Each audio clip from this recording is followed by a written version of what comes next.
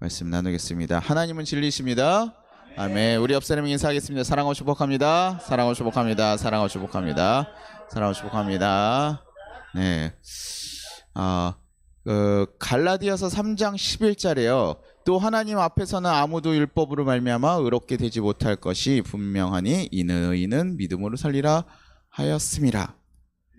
오늘 본문 말씀인데요. 이 말씀 굉장히 유명한 말씀입니다. 의인은 믿음으로 살리라. 한두 번 들어봤을 수도 있고요. 뭐 저희 성도님들도 새신자분들이 계시니까 못 들어보셨을 수도 있어요. 근데 굉장히 기독교의 핵심 말씀 중에 하나인 말씀입니다. 바울이 이야기하는 의인은 믿음으로 살리라. 로마서에도 한 번 더 얘기하고 이랬던 말씀인데요. 이신칭의, 이신득이라고 해서요. 우리가 의롭게 되는 것은 그분이 하나님께서 우리를 의롭다고 칭해 주셨기 때문에 의인이 된 것이다 라는 얘기입니다. 그러니까 뭐예요? 자기가 잘해서 얻었다는 거예요? 자기가 어떤 힘써서 노력을 해서 구원을 얻고 의인이 되었다는 것을 얘기합니까? 그렇지 않다고요. 우리를 위해서 죽으신 예수님이 계시고 그분이 우리를 구원하시기 위해서 그 죽으신 그 사실을 우리가 진정으로 받아들이고 예수님을 우리의 구주로 받아들였을 때 우리가 어떻게 되는 거예요? 죄인임에도 불구하고 어떤 죄의 대가를 치르지 않았어요. 그렇죠? 그러나 예수님이 대신 죄의 대가를 다 치러주시고 우리를 자녀 삼아 주셨어요. 의인으로 불러주셨어요. 이제는 네가 어떤 것을 가지고 있었든지 내가 그것을 기억하지 않겠다. 이제는 내가 너를 의인으로 보겠다. 그래서 우리 심판 받습니까? 안 받습니까? 심판받지 않는다고 하는 거예요. 왜? 죄가 없는 의인으로 이미 다 지금 공증이 된 거죠. 그게 우리가 굉장히 사실 놀라운 은혜예요. 어떤 것을 다 상쇄하기 위해서 우리가 무슨 수고를 하고 다 돈을 갚고 뭐 죄값을 치르고 이런 일을 하지 않았다는 거예요. 오직 뭐예요? 하나님이 우리를 의롭다고 칭해 주셨기 때문에 구원받았다는 것이죠. 그래서 구원은 우리가 그래서 뭐라고 하는 거면 선물이라고 얘기하는 거예요. 아니 목사님 교회 나와가지고 수고도 하고 예배도 드리고 헌금도 하고 하라는 거 되게 많으면서 무슨 선물이라고 하는 겁니까? 그거 잘 안 하면 또 구원 안 받을 것처럼 얘기하잖아요. 아니죠. 그것은 우리가 구원받은 감격으로 인해서 감사함으로 나가는 거예요. 그리고 진짜로 그것을 거둔 사람들이요, 그것을 기꺼이 하는 사람들이에요. 그래서 교회는요, 그것을 해서 구원을 얻는 자들이 아니라요, 주를 믿고 그것을 깨달은 자들. 근데 처음에 아예 처음 오는 사람이 그걸 받아들일 리가 없죠. 그러니까 와서 주님을 알아가는 관계가 되기도 하고요, 또 우리 그리스도인들 통해서 그것을 보고 배우고 깨달아가는 일들이 있어야 되는 거죠. 그래서 처음에 몰랐을 때 좀 시키는 것도 있기는 하지만 그럼에도 불구하고 그것을 받아들인 자들이 감사함으로 감격함으로 드리는 것이 예배라는 거예요. 하나님이 정하신 기준은요, 사실 너무나 높아가지고요, 옛날에는 야 이렇게 10가지 다 지키려고 하는데 뭐예요? 지킬 수 있어요 없어요? 인간들이 아무리 노력해도 막 해봤는데요, 인간의 육체를 가진 순간 우리는 뭐예요? 죄성이 같이 있고 그러다 보니까 한계가 있는 거예요. 아무리 노력하고 도덕으로 얻어보려고 하고 좋은 가르침을 가르쳐가지고 좋은 가르침을 따라가려고 해도요, 우리의 죄성이라는 게 그것이 계속 살아나면서 하나님 앞에 제대로 된 삶을, 거룩한 삶을 살아가기가 굉장히 어렵다는 거죠. 그래서 기독교는요, 자력 구원이 불가능한 종교예요. 아예 불가능한 종교입니다. 내가 열심히 믿었기 때문에 성경을 1000번을 읽으면 여러분 구원받을 수 있습니까? 그렇지 않다고요. 교회에서 목사라면 구원받을 수 있습니까? 그렇지 않다고요. 예전에 막 그 로마 시대 때 이렇게 돈 막 다 쏟아내면 죄를 사해준다 막 이런 수도상들이 막 얘기하는 그런 거 있어서 우리가 돈을 대신 많이 내면 할 수 있습니까? 그렇지 않다고요. 뭐 본이 되는 사람들이 있어요. 자기의 전 재산을 다 내고 막 이렇게 하는데 정말 그것은 주를 위해서 내가 생명을 받았다는 거 아니까 이 모든 것이 가치가 없어져서 기꺼이 하는 것이지 그것을 했다고 해서 구원을 받은 자들이 아니라는 것이죠. 그러니 우리는 교회에서요, 이런 가르침들을 통해서요, 이렇게 교회에서 이렇게 해야 됩니다라는 걸 통해서 우리가요, 하나님의 자녀로서 걸어가야 될 길인가 아닌가를 깨닫게 해주는 역할이라고. 그게 율법의 역할이 그거예요. 하나님 무엇을 기뻐하시는지 우리에게 알려주시는 거. 우리가 뭐 또 하나님은 믿음으로 다 믿는 것이야, 율법은 다 폐해졌으니 나쁜 것이다라고 하는 게 아니라요, 율법은 뭐예요? 하나님 원하는 기준이 무엇인지를 알려주시는 거예요. 어떻게 살아가야 되는지, 무엇이 필요한 건지 얘기를 해주고, 그것을 통해서 우리가 봤는데 뭐예요? 못 가는 거죠. 그러니 그것을 다시 한번 깨닫는. 그래서 난 죄인임이 분명하구나 생각했으나 구원을 해주셔야 안 해주셔요? 해주시는. 그래서 우리는 은혜의 종교인 것이죠. 그러니요, 바울 사도께서 지금 이 말씀을요, 갈라디아 교인들에게 지금 사실 편지에 써서 이렇게 다시 한번 써주고 있는 거예요. 이런 얘기를 했다는 건 무슨 상황이 벌어졌다는 거죠? 이런 문제 가지고 지금 이게 고민이 되는 상황들이 벌어졌다는 거예요. 야, 하나님이 우리를 은혜로 구원하셨어. 그래서 우리는 믿음으로 살아가는 자들이야. 그래서 은혜의 종교야. 이거 너무나 당연한 얘기여야 되잖아요. 근데 지금 이 공동체 가운데 뭐예요? 그런 이야기가 무너지기 시작했다는 거예요. 바울이요, 1차 전도 여행 때 갈라디아에 가서 전도를 했습니다. 그러고 나서 딱 나갔을 때 많은 이들이요, 그 교회에 이제 사람들이 많이 늘어나기 시작했어요. 그러니까 그 헬라 도시라는 데들이 이방인과 유대인들 또 떠나간 유대인들이 같이 섞여 있는 도시였잖아요. 그런데 거기에 바울이 전했더니 이 많은 사람들이 거기서 복음을 받아들이고 그렇게 살기로 결단한 거죠. 근데요, 바울 사도를 쫓아다니는 이들이 있었습니다. 누구예요? 유대인들이 쫓아다녔어요. 유대인들은 원래 처음에 어떻습니까? 바울 사도와 함께 그리스도 예수님을 믿는 사람들 다 잡아 죽이던 자인데 바울이 예수님을 만나고 나서 변화된 거예요. 그게 어때요? 배신자가 생긴 거죠. 그러니까 이게요, 그냥 예수 믿는 사람 죽이는 것보다요, 우리 편이었다가 간 놈이 더 미운 편이에요. 그러니까요, 아주 목숨 걸고 쫓아다닙니다. 그래서 이 바울의 그 전도여행 사정 그 마지막까지 다 이 유대인들이 계속 죽이려고 하는 유대인들이 쫓아다니고, 그래서 로마서에 갈 때도요, 자기를 포송해서 죄인으로 보내달라. 왜? 그 군인들이 지켜주는 게 가장 좋으니까. 그렇게 얘기할 정도로 그들이 목숨 걸고 내가 저라를 죽이지 않으면 내가 죽으리리, 뭐 이런 느낌으로 사생결단하고 쫓아다니는 일이 있었다고요. 뭐 처음부터 그랬던 건 아니지만 그래도 굉장히 그를 죽이려고 계속 쫓아다녔던 이들이 있는데요, 그들이 와가지고요, 바울이 이렇게 다 전도하고 갔는데 어때요? 지금 제대로 전도가 되지 않았으니까 그가 전하는 거 율법 필요 있어요, 없어요? 그때 바울이 전한 거예요? 없는 거예요. 할례를 받지도 않았는데 지금 하나님을 믿는다고 하고 예수님 믿는다고 하니까 아니야, 그거 틀렸어. 할례를 받아야지만 될 수 있어. 율법을 지켜야지만 하나님을 구원받을 수 있는 거야. 이렇게 하면서 그들에게 복음을 이렇게 얘기하다 보니까요, 이게 예수님이 믿는 전한 복음과 이들의 전한 복음 흔들리면서요, 섞이면서 흔들려지기 시작한 거예요. 그런데다 거기에 원래 유대인 쪽 그리스도인들 보면요, 헬라파 그리스도인들이고 유대파 그리스도인이 있는데 이게 무슨 소리냐면 외국에서 율법 없이 살아가다가 예수님을 받아들인 사람들, 그 사람들이 헬라파, 헬라 문화에 있었던, 그 우리 지금 얘기하면 미국 문화에 있었던 미국 교포다 이렇게 얘기하는 것처럼 그런 사람들이 있었고요. 유대인들은 유대 전통을 율법을 지켜나간 나라잖아요. 아주 전통적으로 율법을 지켜오던 이들 중에요, 율법을 지키면서도 예수를 믿는 사람들, 그래서 유대 그리스도인들은 좀 율법을 지키면서 할례도 다 하면서 예수님을 믿었어요. 이런 사람들이 있다 보니까 또 그런 자들이 와서 같이 얘기를 하다 보니까 이게 다 뒤집어서 섞여버린 거예요. 유대인들에게는 사실은요, 이게 어떻게 보면 너무나 당연한 얘기예요. 왜냐하면 유대인들이 가진 자기네들의 선민의식을 가지고 있고 민족주의 사상이 굉장히 강한 사람이고요. 그러니요, 이들의 역사를 보면 어떻습니까? 이방인들과 하나님이 섞이라고 해요, 말라고 해요? 절대 안 된다고 하잖아요. 섞이면 뭐하니까? 섞이면 뭐가 문제였어요? 통혼해서 그게 뭐가 문제입니까? 다른 나라 만져도 되잖아요. 이방인들을 만났더니 솔로몬이 무너졌던 이유가 뭐예요? 이방 여자들 만났는데 그냥 이방 여자니어서 무너진 겁니까? 그거에 따라서 뭐가 따라왔죠? 우상이 따라오는 거예요. 이방 여인을 만나면 너네가 하나님 백성인데도 불구하고 그들과 섞이면서 우상을 섬기기 시작한다. 하나님이 아닌 것을 하나님으로 여기고 살아가는 존재가 되니까 이방인들과 철저하게 만나지 말라고 얘기했단 말이에요. 그래서 이들이요, 이방인과 혼혈된 사람들도 자기네 민족임에도 불구하고 그 길도 지나가지 않잖아요. 어디 안 지나가요? 사마리아 같은데 지나가지도 않고. 이방인과 식사해야 안 해요? 안 한다고요. 그렇게 그런 문화가 계속 됐어요. 왜? 이방인과 섞여가지고 섞일 때마다 하나님께 징벌받고 죽임을 당했던 구약 문화잖아요. 그러니까 절대 이방인들에 대해서 하나가 되는 것을 원하지 않는 종족이에요. 우리 어떻게 보면요, 당연한 거죠. 하나님이 우리를 택하셨는데 우리가 야, 할례도 없이 그러면 우리 이거 다 이거 뭐야? 다시 타락하는 거 아니냐? 너 지금 우리의 그 율법을 다 깨는 거 아니냐? 그렇게 생각할 수 있다라고요. 그래서 그런 어느 정도 이게 갈라짐이 좀 있었어요. 그런데 의견차가 있었는데 주님께서 그 고넬료 사건, 베드로가 고넬료와 식사하는 사건을 통해서 사실은 이것이 다 깨진 거죠, 유대인들에게도요.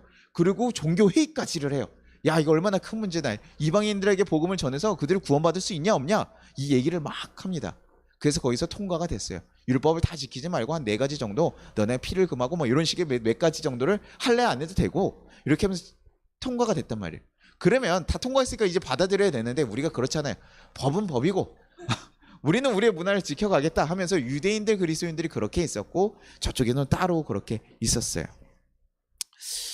그래서 어느 정도 갭이 있었는데요, 그 바울이요, 이 사람들 때문에 지금 유대인들과 섞이는 이 사람들 때문에 여기 복음이 약간 흐트러지는 것을 지금 보게 된 거죠. 그래서 복음을 받아들였던 사람들이 다시 뭐라는 거야? 할례를 하고 율법을 안 하고 율법을 내가 못 지켰네 이것 때문에 겁을 내고 살아가기 시작한 거예요. 원래 율법이 없었던 자인데 그리스도인이 되면 그렇게 살아야 되는구나라 생각하고 그렇게 따라가기 시작하는 거죠. 그러니 바울이요 그걸 보고 나서 너무 화가 나는 거예요. 속이 상하는 거예요. 야 복음을 변절시키는 자들, 회중을 소란케 하는 자들이 있다 너네 가운데. 지금 그들을 그렇게 지침하면서 지금 복음이 힘을 잃어가고 많은 자들이 복음에서 나가버리기 시작했거든요. 왜요? 율법을 지키니까 그거에 기쁨이 있습니까 없습니까? 율법은요 이 사람을 아까 죄를 밝혀준다 그랬어요. 죄인으로 만드는 거예요. 그 안에 기쁨보다는 내가 율법을 지켜가는 거 그리고 못 지키는 것에 대해서만 매번 좌절하고 슬퍼할 수밖에 없어요. 그것에만 맨날 슬퍼하니까 교회 왔어요. 교회도 뭐예요? 여러분 술 드시면 절대 안 됩니다 얘기했는데 뭐예요? 술 드시고요. 그러면 뭐예요? 목사님 또 술 얘기해. 그럼 어때요? 마음이 불편해. 그 다음부터는 교회 오고 싶어요? 안 오고 싶어요? 근데 교회는 뭐 해야 된다고요? 알아 너 술 먹는 거 알고 있는데 김집사 너 술 먹는 거 알고 있는데 그럼에도 하나님이 뭐 한다고요? 널 사랑해. 그러니 좀 줄여. 좀 줄이고 그렇게 해. 그렇게 하나님께서 얘기해 주시고 이끌어 주시고 그러면 우리가 그것에 감사하면서 사실 나가는 거거든. 근데 지금 이들한테 도리어 뭡니까? 그 감사함과 용서함을 다 받았음에도 불구하고 지금 다시 너네 그거 꼭 지켜야 돼. 다음 주에 올 때 술 먹고 오면 당신 지옥 갑니다. 이러고 보내줘요. 그럼 어떻게 다음 주에 웬만하면 안 먹고 오겠죠. 근데 먹었으면 와요 안 와요? 안 오겠죠. 그러니까 복음이 이탈된 자들이 있어요 없어요? 있게 됐더라는 거죠. 그러면서 지금 베드로 이야기를 한번 꺼내요. 베드로 수장이었던 베드로하고 나는 베드로하고 이런 얘기를 했어요. 왜냐하면 나는 헬라인들 이방인들에게 복음을 전하는 사명을 받았으니까 율법이 없는 자들에게 복음을 전하겠소. 당신은 율법을 받은 자들에게 그 하나님의 율법을 전해주시오. 그래서 베드로하고 우리 역할이 다르니 그 역할을 서로 합시다 라고 해서 우리 서로 힘써 줍시다. 서로 인정하면서 그렇게 합시다라고 얘기를 했는데 베드로가요 그 안디옥에서 이런 일이 있는 거예요. 이방인과 베드로가 이렇게 식사를 하고 있다가요 야고보에서 보내진 그 유대인 그리스도인들이죠. 아까 율법을 지키는 그리스도인들이 오니까요 이 사람이요 이방인들 먹다가 뭐예요? 눈치를 슬그머니 보더니 일어나서 간 거예요. 거기 있던 사람들 바나바하고 몇 사람들 다 같이요. 그리고 어때요? 지금 그 눈치를 누구 눈치를 본 거예요? 야고보에서 온 유대인들 눈치. 왜? 그들이 분명히 질책한 게 보이거든요. 이들이 뭐 질책이 아마 가볍지 않았을 거예요. 당신이 왜 그렇게 하면 어떡합니까? 유대 종교 이미 회의가 통과됐음에도 불구하고 그런 분위기가 있으니까요. 반에 베드로가 그걸 피해버린 거예요. 그러니까요. 그러면 같이 식사하던 사람은 어떻게 됩니까? 야 우리랑 식사하는 게 뭐가 문제가 됐나 보다. 잘못됐나 생각하게 되잖아요. 그 바울이 이걸 굉장히 지금 심어주는 거예요. 야 너는 자유인이 되었음에도 불구하고 그래서 말씀이 2장 14절에 이렇게 얘기합니다. 나는 그들의 복음이 진리를 따라 똑바로 걷지 않는 것을 보고 모든 사람 앞에서 게바에게 이렇게 말했습니다. 당신은 유대 사람인데도 유대 사람처럼 살지 않고 이방 사람처럼 살면서 어찌하여 이방 사람들은 유대 사람이 되라고 강요합니까? 이해가 되세요? 자기는 지금 복음을 받아들여서 유대의 그 율법에 대해서 자유로워졌어요. 그것이 있지 않아도 지키지 못해도 구원받았어요. 예수님으로 인해서 그것을 뻔히 알고 있는 예수님이 첫제자잖아요. 그렇죠? 예수님이 첫제자인 당신이 아니 그 사람이 당신은 그렇게 살면서 어떻게 이방 사람들에게 원래 율법이 없었던 사람들에게는 다시 율법을 지금 지키라고 하는 것처럼 우리랑 식사하는 게 잘못된 걸 가르쳐주는 것처럼 왜 그런 율법을 적용하게 되냐라는 거죠. 자기네들은 복음으로 율법에서 자유를 얻어놓고 이게 말이 되냐는 거죠. 절대 바울에 있어서는 그런 구원이요 절대 그렇게 일어날 수가 없다는 걸 알고 있는 거예요. 그래서 갈라디아서 2장 16절에 그러나 사람이 율법을 행하는 행위로 의롭게 되는 것이 아니라 예수 그리스도를 믿는 믿음으로 의롭게 되는 것임을 알고 우리도 그리스도 예수를 믿는 것입니다. 그것은 우리가 율법을 행하는 행위로가 아니라 그리스도를 믿는 믿음으로 의롭다고 하심을 받고자 했던 것입니다.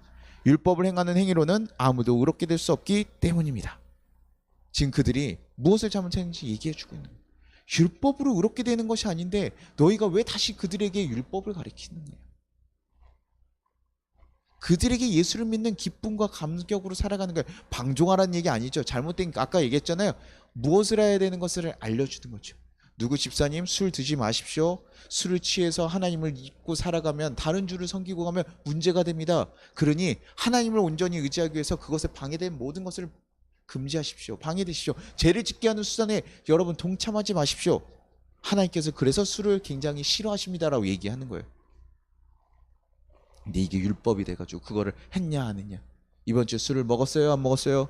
우리 이번에 그러면 교회에서 그런 거 하면 되죠. 매주 올 때마다 우리 설문지를 딱 줘가지고 당신은 이번 주에 술을 드셨습니까? 뭐 담배를 했습니까? 뭐 저거 음란한 다른 일을 했습니까? 도적질을 한 적이 있습니까? 살인을 한 적이 있습니까? 누구를 피해서 뭐 이런 식으로 적어가지고 요거 다 했다면 여러분 이제 예배 드려도 됩니다. 그거 드린 사람들 들어와요 못 들어와요? 못 들어온다고요. 그러니 지금 너네가 잘못 가르치고 있다. 그것에만 매여 있으면 그렇게 돼. 그래서 베드로의 지금 그런 잘못에 대해서 그들에게 얘기해 주면서 지금 그들조차도 이런 실수를 한 적이 있다. 행위로는 행위를 강조하면서 할례를 받아야지만 구원받는다는 거 맞다 아니다? 아니다라고 얘기하지. 그들이 가르치는 거 그거 옳지 않다. 우리는 그런 복음을 가르쳐 본 적이 없다는 거예요. 너희가 그것에만 매여 있어요. 자신들이 그거에 매여 있다 보니까 자신들이 알고 있는 그것을 자꾸 가르치려고 하고 자신과 동일하게 만들려고 하는데 우리는 그들과 동일하게 되는 것이 아니라 누구랑 하나가 되는 거예요?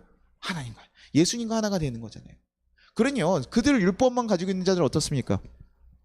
율법을 지키기 위해서 다른 이들 돌볼 시간이 있어요 없어요? 없어요. 다른 이들 보지도 않는 거예요. 신경도 쓰지 않는 거예요. 율법을 자기가 지켜야 돼. 그러니까 어떤 이유가 나오는 거예요? 사마리아 비유 같은 일이 터지는 거예요. 누가 강도당해가지고 쓰러져 있음에도 불구하고 그를 지키러 갑니까 안 갑니까? 안 간다고요. 왜? 내가 지금 제사를 드려서 깨끗해져가지고 나왔는데 그 부정한 사람을 만지면 나 또한 부정이지니까. 그러니까 외면해야죠. 내가 지금 얼마나 수고를 해서 한 건데 그런 일들이 율법으로 살아가는 사람들에게 생기기 시작했다는 거예요. 나만 죄를 안 지으면 되지. 나만 제대로 걸어가면 되지 뭐가 문제냐는 거예요. 교회가 그렇게 가니까요. 교회 안에 어떤 기쁨이 있겠어요? 아무런 기쁨이 없죠. 서로 정죄하고 너 이거 잘못했어. 너 이거 잘못된 거야. 교회 와서 야 모자 써? 안 돼. 예전에 모자 썼으면 어떻게 해요? 이거 목사님 바로 설교 시작하자마자 바로 욕먹어요. 바로 시작하자마자 야 거기 누구 모자 벗어. 바로 나와요. 그렇죠? 그 사람이 모자를 썼을 이유야 뭐 이런 걸 생각하고 뭐 이런 걸 듣지도 않아요. 교회 누가 모자를 쓰고 오나 교회에 누가 슬리퍼를 신고 오나 누가 여자들 막 굉장히 단정하게 안 입고 오고 막 요즘 젊은이들처럼 막 편안하게 입고 온다. 그러면요 아주 불호령 떨어지는 거죠. 그러니요 하나님을 믿고 의지하고 이런 것을 얘기하면서 그것을 뭘 삼는 거예요? 자신의 의를 삼는 거예요. 난 모자 안 썼고 나는 안 마셨어. 근데 너는 했어? 나는 의로운 사람이야. 이것을 드러내기엔 의의 도구로서 율법들을 사용하고 얘기하고 가는 거예요. 그러니요 자신들도 그렇게 살아가다 보니까 처음에는 어떤 열심으로 했을지 모르지만요 걸어가다 보니까 자신들이 무엇을 위해서 했는지 그 목적을 잃어버리고 행위만을 쫓아가다 보니까 엉뚱한 길로 간 거예요. 그러니 다른 이들한테 그렇게 가르치는 거죠. 교회는 그렇게 하면 안 된다. 누구 이렇게 예배 그렇게 하면 안 된다 라고 하면서 다른 사람들에게 막 얘기하는 거예요. 그래서요 사랑 없이 있는 율법은요 속빈 강정과 동일합니다. 그냥 뭔가 되게 열심히 하는 것 같고 잘해 보이는 것 같지만요 아무리 열심히 해도 구원을 얻을 수 있어요 없어요? 없으니까요 아무리 노력한들 의미가 없는 일들이 되어버린다는 거예요. 아무리 하나님 앞에서 주여 주여 하면서 수고했더라도 하나님께서 너를 구원하겠다고 결정하지 않으면 안 되는 일인데 자기들이 열심히 수고해가지고 하나님 저 100명이나 전도했다니까요. 제가 교회 몇 명을 전도한 줄 알아요? 제가 교회 헌금을 얼마나 많이 한 줄 알아요? 하나님 저 교회 제가 세웠어요. 그럴 수 있죠. 재산 많이 받아가지고요. 그렇죠? 우리 오정 선생님이 로또 당첨되면 지불 하나씩 해준다 그러는데 그렇죠? 뭐 지불해줄 게 아니라 교회를 해주세요. 그러면은 교회가 좀 커지면 뭐 합니까? 관리비랑 다 내주시면 좀 더 편안하게 10명 뭐 20명 이렇게 해서 하다 보면 또 오겠죠. 뭐 그렇죠. 뭐 그걸 올 수도 있고 뭐 안 오면 뭐 그냥 편안하게 다 이렇게 누워서 하나씩 퍼스트 클래스처럼 이렇게 만들어 가지고 예배 드립시다 이렇게 하면 되는 거죠. 그렇죠? 뭐 다 주시는 대로 이유가 있을 것이고 그렇죠? 네. 그게 무슨 의미가 있어요? 그래서 내가 이 교회를 세웠어 하면서 이게 오정선이 와가지고 교회에서 나 이렇게 지나가 내가 왔다 이렇게 해서 그래야 돼요 안 그래야 돼요? 근데 그런다고요. 와서요. 목사님들 누구 눈치 봐야 돼요? 오정 선생님 오셨습니까? 장로 되셔야 되지 않겠어요? 이래가지고 이렇게 장로 주고 여기 앉으시라고 가장 맨 앞자리 여기 오정선수 자리니까 여기 오지 마세요. 황금 자리로 만들어가지고 교회 창립자 권오정 이렇게 예배 뒷판에 그 정도 해줘야 그 정도 해줘야 다른 사람들도 뭐예요? 야 저 정도 해야지 되는구나. 목사님 다음 교회는 제가 할게요. 그러면서 우리가 잃어버리는 거예요. 하나님에게 아무런 의미가 없거든요. 하나님은요, 사람들은 눈에 보이는 일로 확신을 가지고 싶지만 하나님은 눈에 보이는 것이 아니라 우리의 사랑을 바라고 계신다. 우리 함께하기를 바라고 계신다. 그 뜻을 놓친 채 엉뚱한 것을 쫓아가는 것을 보면서 바울이 너무 속이 터지고 화가 나는 거예요. 갈라디아에 그런 일들이 벌어지니까 엉뚱한 녀석들이 와가지고 이상한 얘기를 하니까 그래, 야 근데 너네 복음 알고 있는 거 맞니? 복음 성령께서 너에게 임하셨는데 그 성령께서 너에게 율법을 쫓아가라고 하니? 너네 정말 그 하나님의 성령에 집중하고 있니? 하나님께 정말 매달려서 하나님을 바라보고 있었니? 그 헛된 것을 따라가라고 분명히 얘기하는가? 그렇지 않다는 거예요. 우리가 자꾸 다른 것을 보게 되고 다른 것을 듣게 되면서 흔들리게 되니까 너네가 정말 너네를 이끌어 주시는 하나님을 바라보고 성령님을 붙잡고 가야지만이 흔들리지 않는다는 거죠. 내가 확실하게 가야 될 길을 알고 있으면요 다른 거 흔들리지 않잖아요. 근데 우리가 그것을 확실하게 가지지 못하고 거기서 바라보지 못하니까 다른 사람들이 의로받고 칭찬받고 딱 권호정 보니까 사람들도 뭐예요? 아, 혹할 수 있는 거예요. 누구나.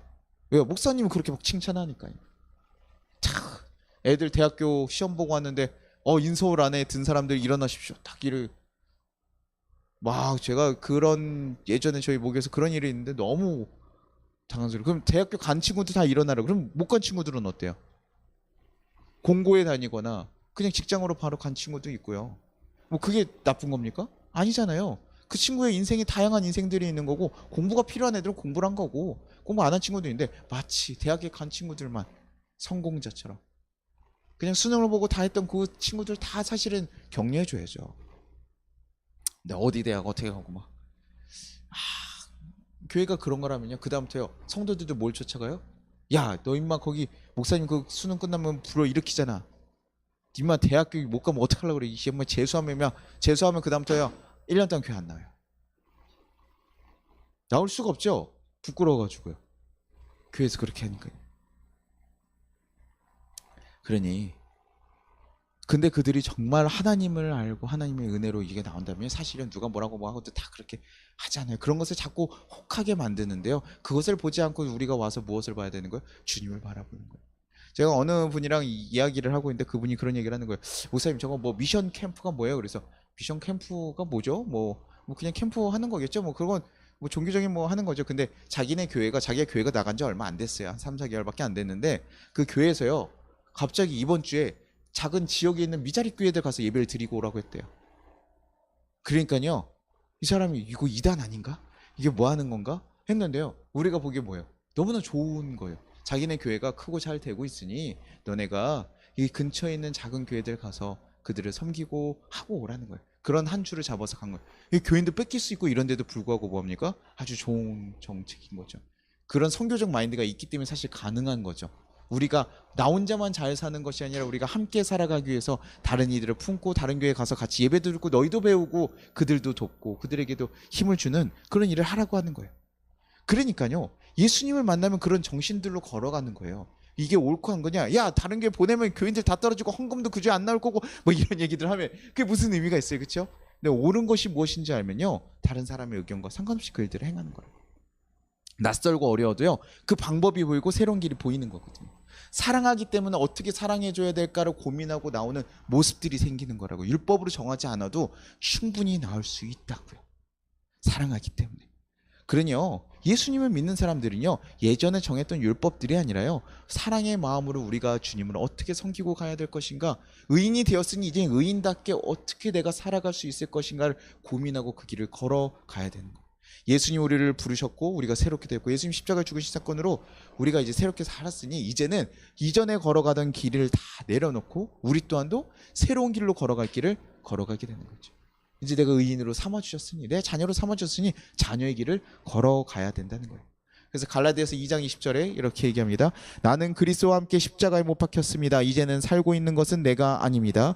그리스도께서 내 안에 살고 계십니다. 내가 지금 육신 안에서 살고 있는 삶은 나를 사랑하셔서 나를 위하여 자기 몸을 내어주신 하나님의 아들을 믿는 믿음 안에서 살아가는 것입니다. 우리가 예수님과 함께 십자가에 못 박혀서 이제 새로운 삶을 살아가는 거야. 하나님 믿는 아들로서 이제 새롭게 살아가는 거야. 그러니 새로운 생각들, 육신의 생각이 아니라 이제는 내가 가진 경험들 다 내려놓고 주님의 뜻을 구하며 성령을 구하며 내가 하나님의 뜻으로 새롭게 걸어가는 거. 그리고 그 은혜로 인해서 그 구원을 정말 잘 전하고 그 구원의 삶으로 살아가는 거예요. 그래서 우리 삶을 통해서 우리 주위에 그 사람의 기쁨을 전하고 사랑을 전하다 보니까 그것을 통해서 다른 이들에게도 사랑하다 보니까 그 사람들이 같이 감화되어서 변화되는 거, 그것이 구원을 전해주는 거 아니에요. 왜 이제는 아무도 우리를 정죄할 수 있습니까? 없습니까? 없어요. 누구나 우리를 구속할 수 있습니까? 없습니까? 없다고요.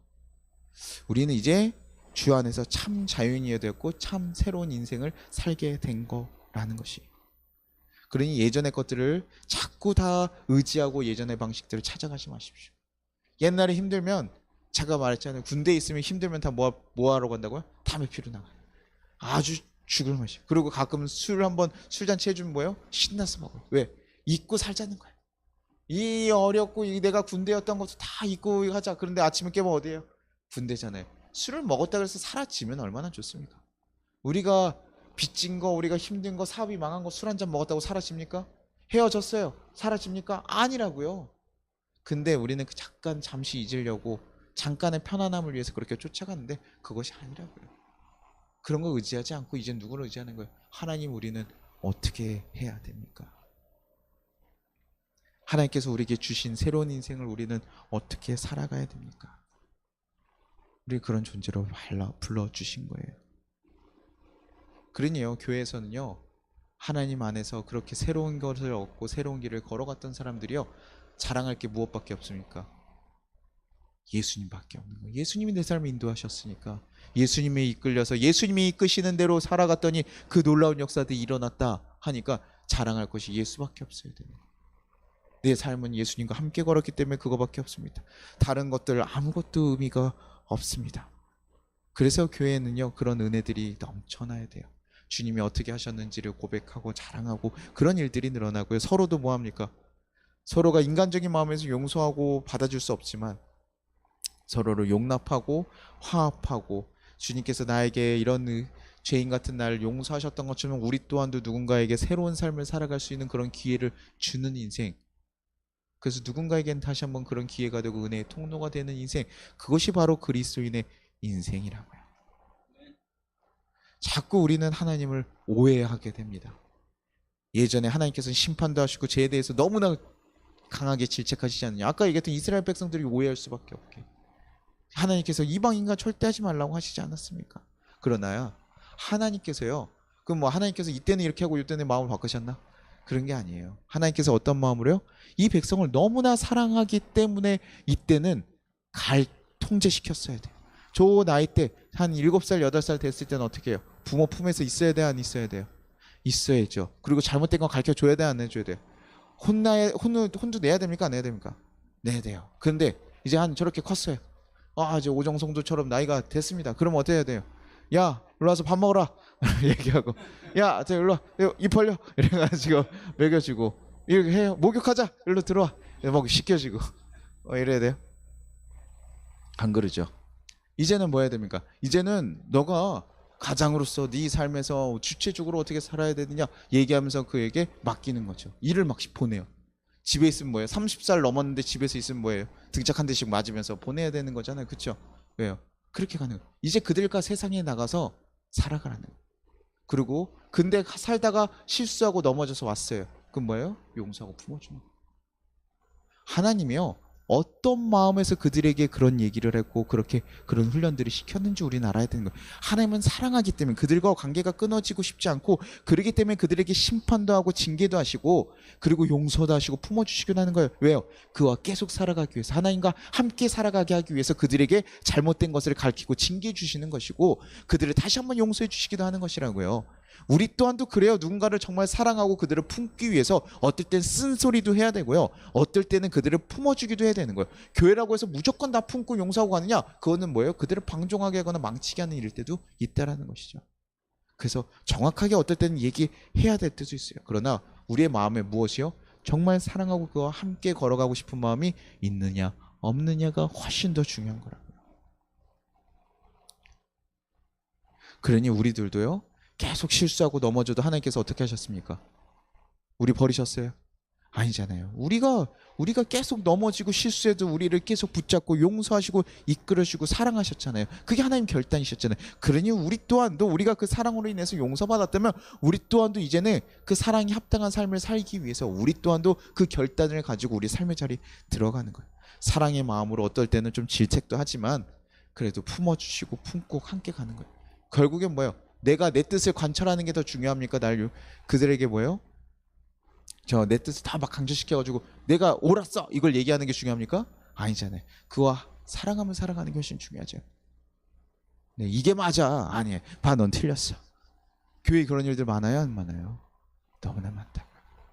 네, 우리 교회는 정말 서로를 이해해주고 서로 받아주고 좀 용납해주는 그런 교회가 되길 바랍니다. 여러분 삶의 자리에서 다른 이들은 그렇게 살지 않지만 목사님 제 삶에서는 우리 직장에서는 다 그렇게 해야 돼요. 관리자는 이렇게 해야 되고 직장에서는 다 이렇게 해야 돼. 알죠? 관례가 있죠. 하지만 여러분들은 그 길에서 새로운 길을 걸어가십시오. 왜요? 여러분이 새로운 삶을 받았잖아요. 새로운 존재가 되었잖아요. 그리스도인으로서 새롭게 되었잖아요. 그러니 여러분의 삶의 자리에서도 새로운 길을 개척하고 만들어갈 수 있어야 된다고요. 부부가 우리가 그전에는요 모든 부부들이 다 어떻습니까? 원래 다 마음에 들어요 안 들어요? 다 원래 마음에 안 들어요. 원래 살다 보면 다 어떻게 100% 마음에 듭니까? 그렇죠? 너무 좋고 하지만 살다 보면 부딪히는 게 있지만 서로 뭐 하는 거예요? 사랑하는 가정으로 만들어가는 노력을 하는 거고 새로운 길을 만들어가는 거라고요. 아무것도 없이 그 사람만 보고 하수 24시간 다 너무 좋아 이렇게 하면 이건 병이에요. 병.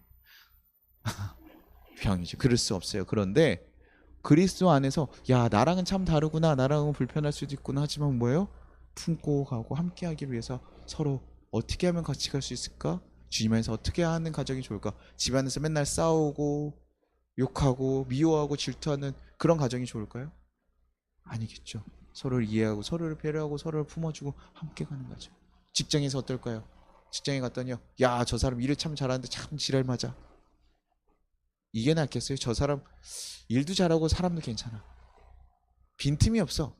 여러분 일을 막 대충 하고 뭐 다 받아주라는 얘기 아니에요. 열심히 하십시오. 잘하십시오. 철저하게 하십시오. 여러분이 맡겨진 하나님의 사명이라 생각하시고 잘하십시오. 그러나 어떤 마음이요? 그리스도인으로서 하나님의 사랑의 마음을 가지고 품어주십시오. 누군가 실수했으면 또 품어주시고 자식을 도와주고 잘못한 건 가르쳐주시고 지적할 건 지적해서 고쳐줘서 근데 그가 성장하기를 바라는 마음. 너는 왜 이거밖에 모르냐? 기본이 안 돼 있다. 야 나가. 이런 거에서 어디서 그리스도의 사랑이 되겠어요? 이거 분명히 잘못한 거야. 그런데 그래도 불구하고 이렇게 다음번엔 이렇게 고쳐가야지. 다음번에 이런 거 줄일 수 있을 거야. 이거 실수한 거는 분명히 그러니까 네가 그래 사과할 건 사과하고 잘못한 건 얘기해야지. 그래서 그에게 그리고 그가 힘들고 그 많은 잘못에 대한 대가를 받을 때 같이 곁쳐주고 옆에서 번져주는 거 그 사람을 통해서 사람들이 변화되지 않겠냐는 거예요. 그런요 세상에서 우리에게 거짓된 것들로 되게 이렇게 살아가야 됩니다. 저렇게 살아가야 됩니다. 예수 믿는데 성경을 몇 번 읽어야 됩니다. 막 이런 얘기하면서 만 여러 가지 얘기해요. 그러나 그런 거짓된 것에 우리가 현혹되는 것이 아니라 여러분 정말 주님께 물어보십시오. 잘못된 복음에 흔들리지 말고요. 잘못된 소식들에 흔들리지 말고요. 오직 주님을 향한 사랑으로 여러분의 삶의 자리를 거룩하게 만들어 가십시오. 그렇게 우리는 주님의 은혜로 우리는 의인이 되어졌고 그 인생을 살아가는 자들이에요. 그 인생에 합깝게 그 은혜에 합당한 삶을 살아가십시오. 하나님께서 우리 위해서 기꺼이 죽어주신 그 놀라운 은혜를 헛되이 만들지 말아 주십시오. 그렇게 살아가는 우리 송파교회 성도님들 되시기를 간절히 소망합니다. 우리 같이 찬양하고 기도하도록 하겠습니다. 그리고 이번 주는 예배가 10시에 여기서 같이 드려지고 그리고 캠핑장에 11시부터 2시까지 사용하게 예약을 돼 있거든요. 그래서 야외 예배를 드리는데 우리가 저기 몸을 움직일 수 있는 사람들이 많이 없고 또 이번에는 지온의 그 부모님들 또 오셔서 우리가 두 번째 야외 예배를 같이 해요. 그래서 제가 또 그냥 편안하게 저는 환자들이 많아서 이번에 좀 움직이는 게 좀 불편하고 아프신 분들이 많으니까 최대한 좀 덜 움직여서 예배만 드리고 좀 가서 식사하려고 했는데 그래도 뭔가를 좀 넣어야 될 것 같기는 해요. 그래서 최대한 몸을 움직이지 않는 그런 많은 행사들을 열어서 우리가 좋은 시간 한번 가져보려고 합니다. 네, 그래서 여러분들 같이 기도해 주시고 또 여러분들 행복하게 그 시간들을 같이 보낼 수 있기를 바랍니다. 우리 같이 찬양할게요.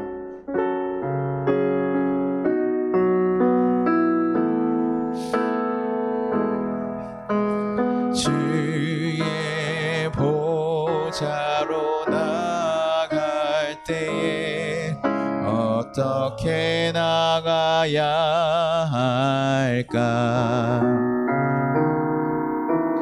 나를 구원한 주의 십자가 그것을 믿으며 가네. 주의 보좌로 나갈 때에 나 여전히 부족하나.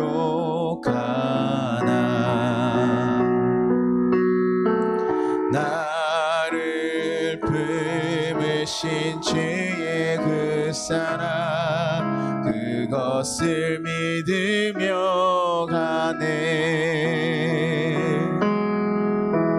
자격 없는 내 힘이 아닌 오직 예수님의 보혈로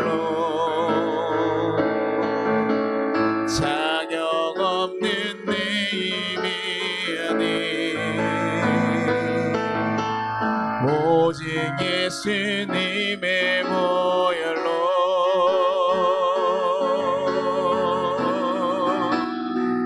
십자가의 보혈 완전하신 사랑 힘입어 나갑니다.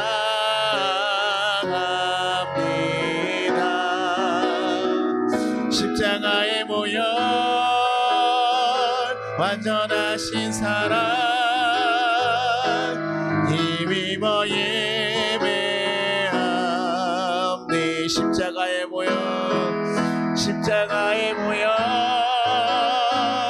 완전하신 사랑 힘입어 나갑니다.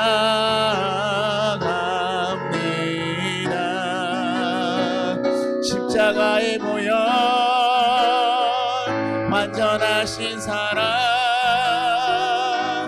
힘입어 예배합니다. 우리 같이 기도하겠습니다. 주님, 우리에게 새로운 인생과 새로운 삶을 허락하셨습니다. 주님, 우리에게 하나님의 은혜로 우리를 의인이라 칭해 주셨고 새로운 길을 걸어가기를 하나님 기대하고 계십니다. 우리가 하나님 세상 것에 매여서 죄인으로 살아가는 자들이 아니라 이제는 죄에서 풀어져서 주님의 은혜로 기뻐하며 살아가기를 바라는 우리에게 주신 그 귀한 삶을 주님 우리가 다시 한번 새롭게 만들어가게 하시옵소서. 그 안에 거룩하게 만들어가고 주위에게 사랑을 전하며 우리가 정말 그 땅에 하나님의 나라를 온전히 만들어갈 수 있는 역사가 있게 해달라고. 주님, 우리 삶의 자리에 정말 주님과 함께 동행하는 역사들이 일어나게 해달라고 우리 같이 주여 한번 부르고 기도하도록 하겠습니다. 주여!